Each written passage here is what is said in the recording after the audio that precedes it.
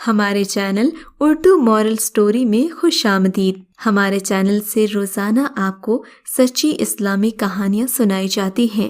ان کہانیوں میں کوئی نہ کوئی ایسا سبق چھپا ہوتا ہے جو آپ کی زندگی سنوار سکتا ہے۔ آج کا واقعہ بھی ایسا ہی ہے۔ چلیے سنتے ہیں آج کی کہانی۔ سب بچوں کی طرح میرا بچپن بھی کھیلتے کودتے گزرا۔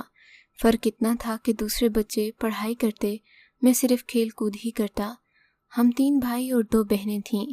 ابا کی شہر کی مصروف اور پر رونق چوک میں دکان تھی، جہاں وہ فروٹ چاٹ اور مختلف شربت بیچتے تھے۔ دکان اچھی چل رہی تھی، گھر میں کسی قسم کی تنگی نہیں تھی۔ سب سے بڑا بھائی، جس کی عمر اس وقت 14 یا 15 سال تھی، وہ پڑھائی میں نہ چل سکا تو ابا نے اپنے ساتھ کام پر لگا لیا۔ ہمارا اسکول لاری اڈے کے ساتھ تھا اور اسی وجہ سے لاری اڈے کی رونقیں ہمیں دیکھنے کو ملتی تھیں۔ یہاں پر مختلف لوگوں کی آمد و رفت کی وجہ سے ماحول کافی دلچسپ نظر آتا تھا۔ چونکہ ہم لوگوں کو گھر سے کھلا جیب خرچ ملتا تھا، سو ہم اکثر یہاں سے چٹپٹی چیزیں خرید کر کھا لیا کرتے تھے۔ 8ویں جماعت تک تو یہ سلسلہ چلتا رہا، مگر مسئلہ اس وقت بنا جب میں کلاس 9 میں پہنچا۔ انتہائی نکمہ طالب علم ثابت ہوا۔ نقلیں کرتے کرتے آخرکار 10ویں میں پہنچا۔ میٹرک کا رزلٹ آیا تو ہر مضمون میں 0 نمبروں کے ساتھ میں بری طرح فیل ہو گیا۔ گھر والوں نے خوب لان تان کی، خیر سے پڑھائی میں میرا دل بھی نہیں لگتا تھا۔ میرا مقصد تو صرف پیسہ کمانا تھا۔ اماں ابا بضد تھے کہ میں دوبارہ امتحان دوں، جبکہ میرا ایسا کوئی ارادہ نہیں تھا۔ کافی بحث کے بعد ابا نے کہا، اگر تم نے پڑھنا نہیں تو میرے ساتھ دکان پر کام کرو۔ میں کام پر بھی رضامند نہیں ہوا۔ بالآخر ابا نے مجھے میرے حال پر چھوڑ دیا۔ اب میری منزل وہی لاری اڈا تھی جہاں میں نے باقاعدہ جانا شروع کر دیا۔ میں نے 4 سال مختلف نوعیت کے کام کیے، مگر جو کام مجھے سب سے اچھا لگا وہ ڈرائیوری تھی۔ 18 سال کی عمر میں نے ڈرائیونگ لائسنس بنوا لیا۔ پہلے میں چھوٹی گاڑیوں کی ڈرائیونگ کرتا رہا، اس کے بعد میں ڈرائیونگ کے سارے رموز و قاف سیکھ گیا۔ استاد گلو سے ڈرائیونگ سیکھتا تھا۔ ایک دن وہ مجھے اپنے ساتھ لاہور لے گیا۔ اس نے مجھے ڈرائیونگ سیٹ پر بٹھا دیا۔ میں نے لاہور تک واپسی پر بس چلائی۔ استاد میری ڈرائیونگ سے بڑا خوش ہوا۔ اس کی کوششوں سے مجھے ایک بڑی بس کے ڈرائیور کی نوکری مل گئی۔ معقول تنخواہ کے ساتھ کھانا پینا اور سگریٹ وغیرہ مفت ملتے۔ میں اماں کو یہ رقم دیتا تو وہ بڑی خوش ہوتی۔ ان کو توقع نہیں تھی کہ میں اتنے پیسے کماؤں گا۔ ہر ماہ تگڑی رقم آنے لگی تو اماں کو میرے بیاہ کی سوچی۔ میری بہنوں بھائیوں کی شادیاں ہو چکی تھیں، اب میرا نمبر تھا۔ میری خالہ رحیم یار خان میں رہتی تھیں۔ ان کی ایک ہی بیٹی تھی جس کا نام بلقیس تھا۔ اماں نے خالہ شریفہ سے بلقیس کے لیے میرا رشتہ مانگا۔ یوں میری شادی ہو گئی۔ شادی کے ابتدائی 2 سال تو اچھے اور سکون سے گزرے، مگر بعد میں جب بھی تھکا ہارا گھر آتا، بلقیس شکایتوں کے دفتر کھول کر بیٹھ جاتی۔ وہی روایتی ساس بہو جٹھانی دیورانی کی چپکلش اور لڑائیاں، جن کی وجہ سے گھر کی فضا خراب رہنے لگی۔ میں بلقیس کو سمجھاتا کہ صبر کیا کرو، لڑائی جھگڑے سے گریز کیا کرو، مگر پھر نہ پھر کوئی بات ہو جاتی۔ ستم یہ کہ ابھی تک ہمارے ہاں کوئی اولاد نہیں ہوئی تھی۔ شادی کو 3.5 سال کا عرصہ بیت گیا تھا۔ اب تو بلقیس کو اولاد نہ ہونے کے طعنے ملنے لگے۔ اس بیچاری نے فیصلہ کیا کہ ہم بچے کو گود رکھ لیتے ہیں۔ بلقیس بیچاری نے فیصلہ کر لیا کہ ہم کسی بچے کو گود لے لیتے ہیں۔ یہ بچہ ہمیں ایک بس اڈے سے ہی ملا تھا۔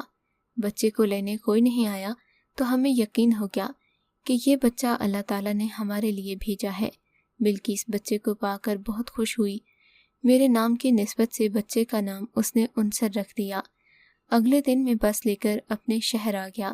وہاں بھائیوں اور بہنوں کو بتایا کہ بلقیس نے بیٹے کو جنم دیا ہے۔ سب کے چہروں پر مبارکباد اور خوشی کی لہر دوڑ گئی۔ اماں کا اصرار تھا کہ اب انہیں رحیم یار خان لے جاؤں یا بلقیس کو لے کر آؤں۔ وہ اپنے پوتے کو دیکھنے کے لیے بے چین تھیں۔ چنانچہ 2 دن بعد بلقیس اور انصر کو لے کر آ گیا۔ سب نے خوش دلی سے بلقیس اور انصر کا استقبال کیا۔ اماں نے اپنے پوتے کو بہت پیار کیا۔ اب مٹھائی منگوا کر سب کا منہ میٹھا کیا گیا۔ یوں زندگی بہت خوبصورت ہو گئی۔ لیکن میں اکثر سوچتا کہ یہ بچہ پتہ نہیں جائز بھی ہے یا ناجائز ہے۔ ہم نے اسے اپنا بیٹا ظاہر کر کے صحیح کیا ہے یا غلط کیا ہے۔ پھر میں سوچتا کہ اس میں اس کا کیا قصور ہے۔ میں اور میری بیوی اسے بہت پیار کرتے۔ جب سے اسے لے کر آئے تھے ہمارے گھر میں مثبت رویہ دیکھنے کو مل رہا تھا۔ بلقیس بھی آزاد تھی، اسے کوئی روک ٹوک نہیں تھی، سب کا کھانا بنا کر الگ کر دیا گیا۔ اب میں اپنی پوری تنخواہ بلقیس کو دے دیا کرتا، وہ خوش اسلوبی سے گھر چلا رہی تھی۔ ایک خاص بات یہ ہوئی کہ پہلے میری تنخواہ بڑھائی گئی، پھر مجھے بڑی ایئر کنڈیشن بس دے دی گئی، تنخواہ میں بھی اضافہ ہو گیا، ہماری مالی پوزیشن بہتر ہونے لگی۔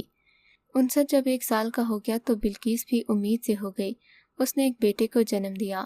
ماہ و سال گزرنے لگے، اللہ تعالیٰ نے ہمیں اولاد کی نعمت سے نوازا۔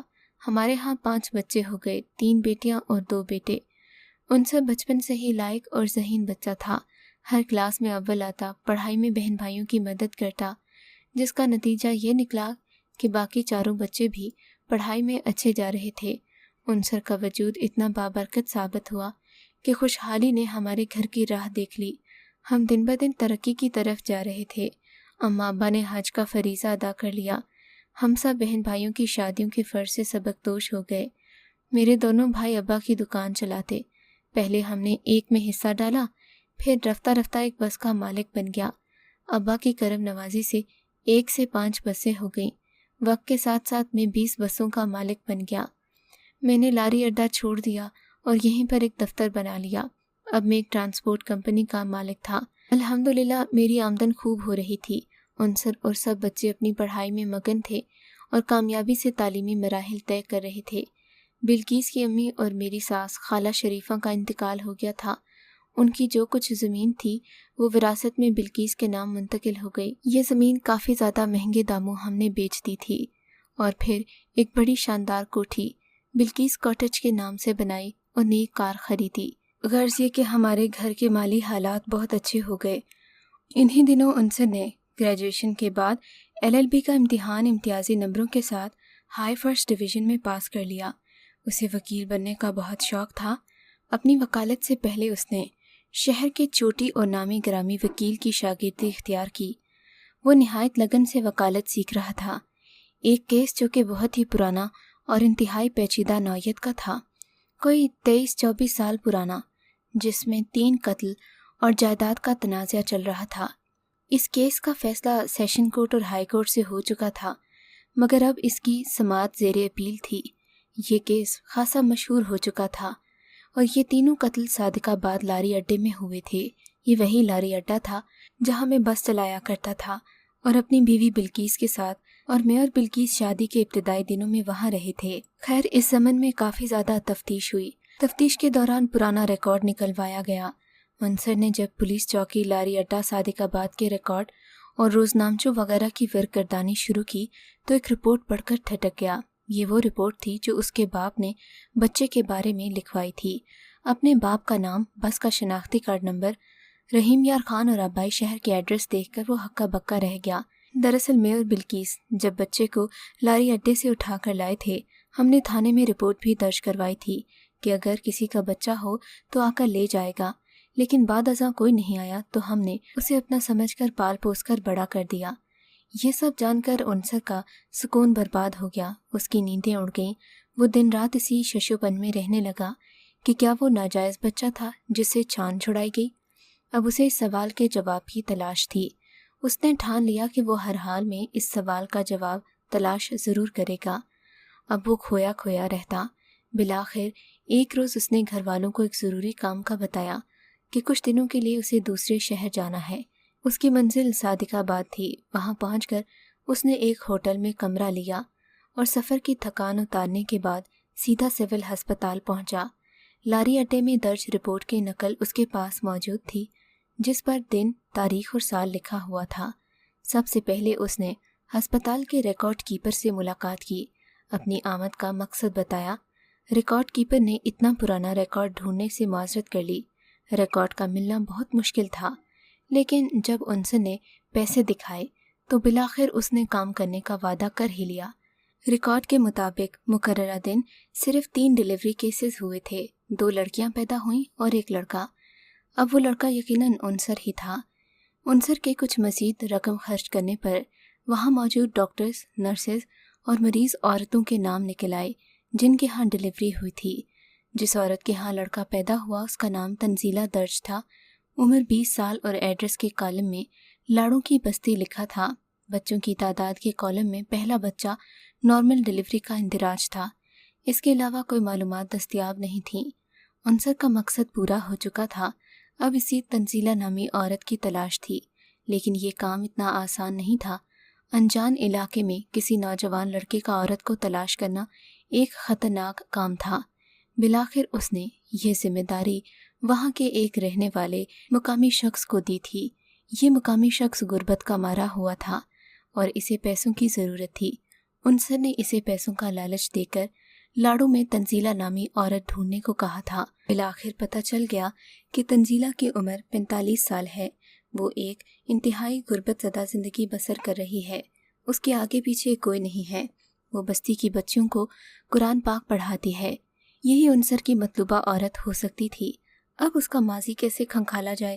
کیسے پتہ چلے کہ یہ وہی عورت ہے یا کوئی اور ہے؟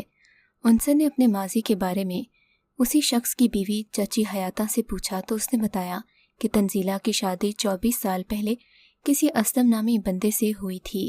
10 سال تک اولاد پیدا نہ ہوئی تو اس نے دوسری شادی کر لی۔ جب دوسری بیوی سے بھی اولاد نہ ہوئی تو اس نے تیسری شادی کرنا چاہی۔ عین نکاح والے دن دوسری بیوی نے اسے اپنے بھائیوں کے ہاتھوں مروا دیا، اس کی جائیداد اور مکان پر قبضہ کر لیا۔ کچھ عرصے کے بعد تنزیلہ کو بھی گھر سے نکال دیا گیا۔ تنزیلہ کی سوکن انتہائی چالاک، ہوشیار اور عیار عورت تھی۔ اس نے کمال ہوشیاری سے اپنے خاوند کو اس طرح مروا دیا کہ کسی کو کانوں کان خبر نہ ہوئی۔ پھر ساری جائیداد پر قبضہ کر کے تنزیلہ کو بے دخل کر دیا۔ وہ بیچاری روتی پیٹتی اپنی ماں کے پاس آ گئی۔ کچھ عرصے بعد اس کی ماں فوت ہو گئی۔ تب سے تنزیلہ اکیلی رہ رہی ہے۔ اب کیسے پتہ چلایا جائے کہ عنصر کو جنم دینے والی یہی تنزیلہ تھی یا کوئی اور؟ عنصر نے کافی غور فکر کے بعد اس عورت کو تیار کیا کہ کل وہ تنزیلہ سے ملے اور باتوں باتوں میں اسے بتائے کہ وہ کچھ دن پہلے شہر گئی تھی۔ ایک بوڑھی نرس جو کہ حیاتہ کی جاننے والی ہے، اس نے بتایا کہ 24 سال پہلے 2 عورتیں سول ہسپتال میں ایک بچہ چھوڑ کر چلی گئی تھیں تو وہ بچہ زندہ سلامت ہے۔ نرس افسوس کا اظہار کر رہی تھی کہ پتہ نہیں ان کی کیا مجبوری تھی جو اپنا بچہ یوں چھوڑ کر غائب ہو گئی اور پلٹ کر خبر بھی نہیں لی۔ حیاتہ کے ذمہ یہی کام تھا کہ وہ تنزیلہ کے پاس جا کر کسی نہ کسی طرح یہ بات سنا دے اور اس کے چہرے کے تاثرات نوٹ کرے۔ عنصر یہ ڈیوٹی لگا کر آ گیا۔ اگلے دن جب وہ حیاتہ سے ملا تو اس نے بتایا کہ وہ آج صبح ہی تنزیلہ سے ملی تھی۔ گھما پھرا کر اس نے باتوں ہی باتوں میں جب یہ بات کی تو تنزیلہ کا رنگ اڑ گیا۔ حیرت زدہ ہو کر وہ بے چین ہو گئی اور پوچھنے لگی کہ میں اس نرس سے ملنا چاہتی ہوں۔ تب تنزیلہ سے پوچھا گیا کہ تم اس نرس سے کیوں ملنا چاہتی ہو؟ تنزیلہ نے مجبوراً بتایا کہ وہ بد نصیب عورت وہ خود ہے جس نے اپنے ایک دن کے لخت جگر کو ہسپتال میں اپنی ماں کے ساتھ ایک اجنبی بندے کے حوالے کر کے خود ماں بیٹی ہسپتال سے کھسک گئی تھیں۔ حیاتہ نے پوچھا کہ تمہاری تو کوئی اولاد نہیں ہے، تو کب وہ بچہ جنم دیا اور اسے کیوں اجنبی کے حوالے کر کے آ گئی؟ تنزیلہ نے جو داستان سنائی وہ کچھ یوں تھی۔ میٹرک کے بعد تنزیلہ نے شہر کے کالج میں داخلہ لے لیا کیونکہ اسے پڑھنے کا شوق تھا۔ وہ روزانہ بستی سے کالج جاتی۔ وہاں اس کی ملاقات شاہمیر نامی ایک لڑکے سے ہوئی۔ دونوں کی یہ ملاقات بہت جلد محبت میں تبدیل ہو گئی۔ پورا سال وہ چھپ چھپ کر ملتے رہے۔ شاہمیر رحیم یار خان کے ایک بہت بڑے وڈیرے کا بیٹا تھا۔ اس نے محبت کے ہاتھوں مجبور ہو کر تنزیلہ سے نکاح کر لیا، لیکن یہ نکاح خفیہ رکھا۔ شاہمیر نے کہا کہ وہ اس شادی کو بہت جلد اپنے ماں باپ کو اس بارے میں بتا دے گا، مگر اس کی نوبت ہی نہیں آئی۔ عدالت میں کسی پرانی دشمنی کے نتیجے میں دونوں فریقین کا آمنا سامنا ہوا۔ شاہمیر اس روز اپنے والد کے ساتھ تھا۔ اچانک کسی تلخ کلامی کے نتیجے میں دونوں فریقین کے درمیان لڑائی شروع ہو گئی۔ مخالف دشمنوں نے فائرنگ کھول دی جس کے نتیجے میں شاہمیر کو گولیاں لگیں۔ وہ موقع پر ہی جاں بحق ہو گیا۔ اس وقت تنزیلہ 4 ماہ کی حاملہ تھی۔ جب اس کی ماں کو پتہ چلا تو وہ سر پیٹ کر رہ گئی۔ تنزیلہ نے اپنی ماں کو سب کچھ بتا دیا۔ تنزیلہ نے اپنی ماں کے کہنے پر ساتھ والے گاؤں کے اسلم نامی ایک لڑکے سے نکاح کر لیا۔ اب جبکہ تنزیلہ کے پاس نکاح کا کوئی ثبوت نہ تھا کیونکہ نکاح نامہ تو شاہمیر کے پاس تھا، تو اس حالت میں اسلم کبھی بھی تنزیلہ سے شادی نہ کرتا۔ تنزیلہ کی ماں نے اس کا حمل ضائع کروانے کی کوشش کی مگر لیڈی ڈاکٹر نے بتایا کہ اب یہ کام بہت مشکل ہے، لہٰذا رازداری سے اس بات کو چھپا کر خاموشی سے وہ لوگ نومولود بچے کو چھوڑ کر ہسپتال آ گئیں۔ یہ نکاح سے ایک دن پہلے ہوا۔ چچی حیاتہ جب یہ داستان انصر کو سنا رہی تھی، اس کا دل تیزی سے دھڑک رہا تھا۔ اس کی بات مکمل ہو گئی تھی۔ انصر کو روحانی سکون مل گیا تھا۔ وہ خوشی سے سرشار تھا۔ اس نے رب کی بارگاہ میں شکرانے کے نوافل ادا کیے کہ وہ اپنے ماں باپ کی جائز اولاد تھا۔ اسے اپنی شناخت مل گئی تھی۔ اب وہ بہت بیتاب تھا کہ اپنی حقیقی ماں سے ملے۔ جب تنزیلہ کو حیاتہ کی زبانی معلوم ہوا کہ اس کا لخت جگر زندہ ہے تو وہ تڑپ اٹھی۔ اسے ایک پل کو قرار نہیں آ رہا تھا۔ وہ اپنا کھانا پینا بھی بھول گئی تھی۔ اسے تو کسی چیز کی ہوش نہیں تھی۔ خدا کے حضور وہ روز گڑ گڑا کر اپنے بیٹے کے لیے دعا مانگتی تھی۔ وقت کی لہروں نے اس کے بیٹے کو اس کے سپرد کر دیا تھا۔ اگلے دن اچانک تنزیلہ کے گھر کے دروازے پر دستک ہوئی۔ وہ دوڑ کر گئی، دروازہ کھول دیا۔ حیاتہ کے ساتھ ایک خوبرو نوجوان کھڑا تھا۔ دونوں کی نظریں چار ہوئیں اور وہ دم خود بخود ایک دوسرے کو دیکھنے میں محو تھے۔ اگلے ہی لمحے اس نے اپنے لخت جگر کو اپنی مامتا کی آغوش میں لے لیا۔ حیاتہ اور سلطان اسے مبارکباد دے رہے تھے۔ وہ سسکیاں لے کر رو رہی تھی، اپنے بیٹے کو چوم رہی تھی اور مامتا نچھاور کر رہی تھی۔ جدائی کا سورج غروب ہو گیا تھا۔ اس کے آنگن میں 14ویں کا چاند اس شب وصل میں مسکرا رہا تھا۔ اگر آپ کو آج کا یہ واقعہ پسند آیا ہے تو اس ویڈیو کو لائک ضرور کیجیے اور اس طرح کے مزید قصے سننے کے لیے ہمارے چینل اردو مورل سٹوری کو سبسکرائب ضرور کیجیے۔